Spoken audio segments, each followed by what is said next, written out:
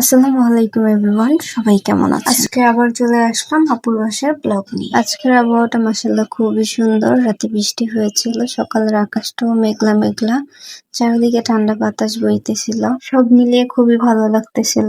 গ্রীষ্মকালের এই ওয়েদার গুলাই খুব সুন্দর লাগে, খুবই ভালো লাগে, কারণ হঠাৎ রোদ আবার হঠাৎ বৃষ্টি, এই কারণেই হয়তো ভালো লাগে। যাই হোক, আজকের দিনটা শুরু করলাম একদম সিম্পল ভাবে, চা আর বিস্কিট দিয়ে। বৃষ্টির পরের সকাল, তাই হয়তো চাটাও জোস লাগতেছিল।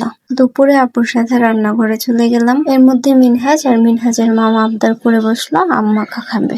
এই আমগুলো কিন্তু আমাদের গাছের, মানে আমার শ্বশুর বাসার। সকালে আব্বু এসে এইগুলো দিয়ে গিয়েছিল।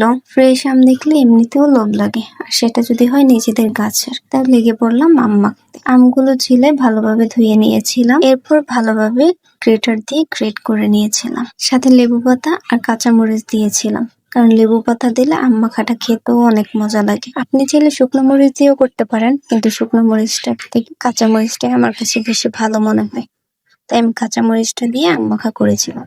আম মাখাগুলো খেতে অনেক মজা হয়েছিল। এইদিকে আপুর দুপুরের রান্নাও প্রায় শেষ। আপু ডিম ভুনা করেছিল আর সাথে উস্তাভাজি করেছে। আর এখন যেহেতু আমের সিজন, আমডাল রান্না না করলে কি চলে, তাই সাথে আমডালও রান্না করেছিল। দুপুরের দিকে খুব সুন্দর রোদ উঠেছিল। এদিকেও বিকেল হয়ে গিয়েছে।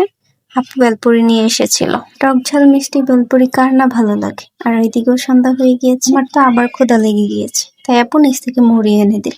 মুড়িগুলো তো বরাবরের মতো সবসময় মজা হয়।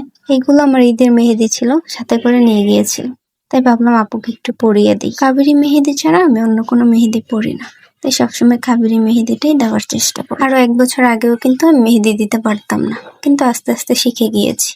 যে একটা কথা বলে না, চেষ্টা করলে কি না পারা যায়। আপনি যে কোনো কাজের মধ্যে ফোকাস করবেন, দেখবেন ওই কাজটা আপনি শিখে গিয়েছেন। যদি আপনি মনোযোগ না দেন, তাহলে কোনো কাজই শিখতে পারবেন না, সেটা পড়াশোনা হোক বা যত কঠিন কাজই হোক। যদিও আমি তেমন প্রফেশনাল না, যতটুকু পারি ততটুকুই দেওয়ার চেষ্টা করি।